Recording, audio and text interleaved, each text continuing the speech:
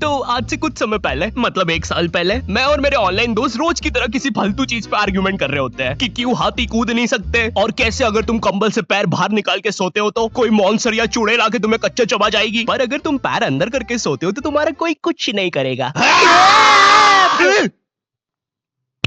फिर पैर अंदर कर लिया। तू अगली बार मिल, बताता हूँ तुझे। चैन से सोएगा ना अब तू। ले तेरा लाइट ऑन कर दिया, अब ठंड में बिस्तर से उठना पड़ेगा। ले तेरा पंखा भी ऑन कर दिया अब तो ऐसी किसी बात पे आर्ग्यूमेंट चल रहा होता है, तो उसी बीच न जाने मेरे दिमाग में क्या आता है और मैं बोलता हूँ, तुम लोग अच्छे लोग हो, हमें मिलना चाहिए। ये सुन के भैया सन्नाटा मच गया। हाँ क्या बोला तूने? आयु तुझे पता है ना ऑनलाइन दोस्त कभी मिल नहीं सकते। इनफैक्ट ऑनलाइन दोस्त जैसी तो कोई चीज ही नहीं होती, हम सब तो रोबोट है। आयु तू हमारा दोस्त हो ही नहीं सकता, हम जा रहे हैं। फिर उन लोगों ने एक दूसरे के गले में हाथ डाला और न जाने क्यों गुस्से में डोरेमोन का थीम सॉन्ग गाने लग गए, वो भी तमिल में।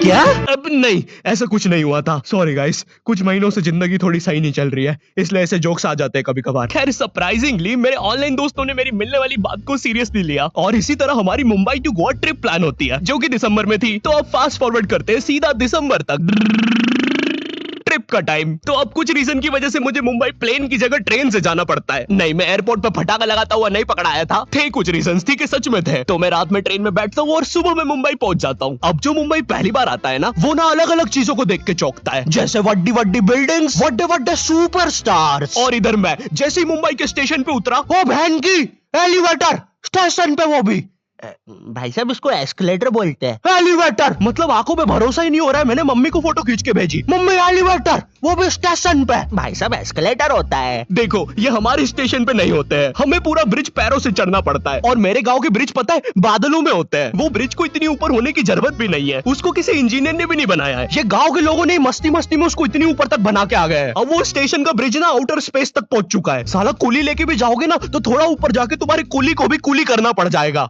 भाई साहब कुली करना पड़ेगा।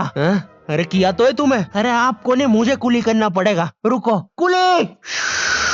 हाँ जी भैया, इन्हें ऊपर तक छोड़िया हो यार। अरे पागल हो क्या मियाँ, ऊपर तक जाना है तो स्पेस सूट किधर है तुम्हारा? और ऑक्सीजन सिलेंडर लेके आए कि नहीं? ऊपर ऑक्सीजन बहुत कम है, हम लोग क्या बहुत ऊपर खड़े हैं मियाँ। देखो यहाँ से वो माउंट एवरेस्ट भी दिखता है। देखो आज की रात तो हमें ये सीढ़ियों पे सो के गुजारनी पड़ेगी, ऊपर पता नहीं कहाँ के खूंखार जानवर घूमते हैं। और सबसे जरूरी बात, हम लोगों के बीच में मैं सोऊंगा। मुझे मुंबई से अपने स्टेशन जाने में 10 घंटे लगते हैं, और फिर अपने ही शहर के स्टेशन से घर जाने में 6.25 महीने। अब तुम बोलोगे नॉट योर टाइप, तो बहुत ही विलेज पीपल है। हाँ तो ठीक है, हूँ मैं, नहीं होते हमारे यहाँ पे एक्सेलरेशन। भाई उसको एस्केलेटर। वीडियो को आगे बढ़ाते हैं। मुंबई जाने से पहले मुझे ऐसा लगा था कि वहाँ पे सब लोग मचाएंगे, एड़े चाले सीधे चाले, इस तरीके से बात करते होंगे। तो मैं भी ना फुल रेडी था। मैं स्टेशन से बाहर निकला और एक ऑटो रोका। तो सबसे पहले तो मैंने अपनी ट्रेन में खरीदी हुई 24 कैरेट आइस डायमंड चेन आगे करी। मैंने 20 रुपए में खरीदी थी, आगे अपना टाइम आएगा भी लिखा था, क्योंकि मुंबई में थे यार, थोड़ी अमीरी दिखनी चाहिए। कौन है अंबानी? है किधर रहता है वो, है क्या उसके पास ये? तो वो ऑटो वाला पूछता है किधर जाओगे? इधर मैं फुल मुंबई के स्वैग में। क्या बोलते ऑटो वाले चाचा,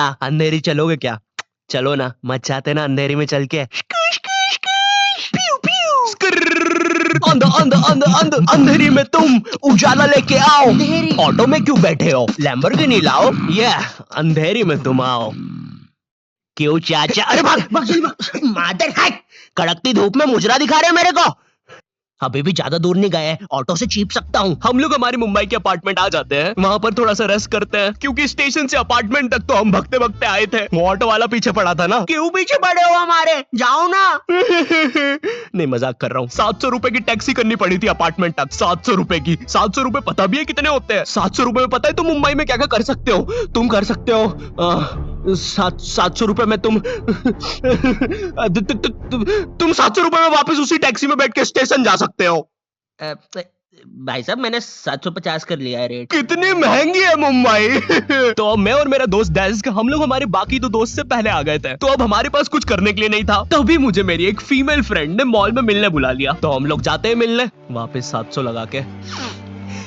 ये मुंबई भी ना। तो मेरी दोस्त ने ना मुझे एक मूवी देखने बुलाया था, अवतार। मूवी में ज्यादा कुछ खास था नहीं, कुछ नीले लोग नंगे होके पानी में भाग रहे होते हैं रोबोट मशीन से बच के। ये मूवी मैंने 3D में देखी थी, ज्यादा कुछ चेंज नहीं हुआ। अब बस वो नंगे लोग मेरे साइड से निकल के भाग रहे थे। हम ये जंग जीत के रहेंगे। सर वो सब तो ठीक है, वो आदमी कौन है?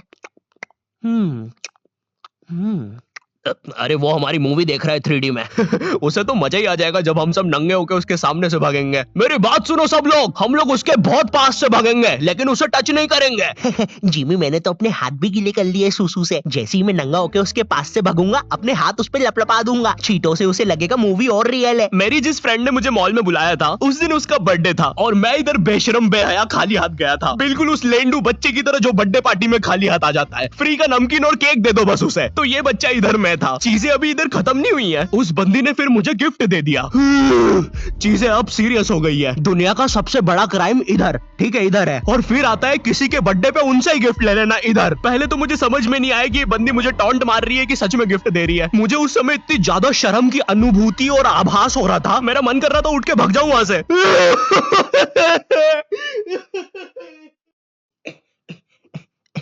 अरे वो अरे वो बाहर बहुत गर्मी है ना, इसलिए मैंने सोचा स्प्राइट पी लूं आके। और पेरी पेरी फ्राइज भी मेरे फेवरेट है। देखो अगर उस टाइम में चाहता तो अपने पीछे वाले जेब से बटवा निकाल के एक 50 का करारा नोट और 1 रुपया लगा के बड्डा लिफाफा बना के उसे दे देता, लेकिन मैं कोई 80 साल का दादाजी नहीं हूँ और वो भी मेरी पोती नहीं है, तो अब मैं कुछ कर नहीं सकता था। इसलिए मैंने बेशर्मों की तरह उसका गिफ्ट ले लिया और कमियां भी निकाल रहा हूँ। घड़ी तो अच्छी लाई हो तुम, लेकिन फास्ट ट्रैक की लाती तो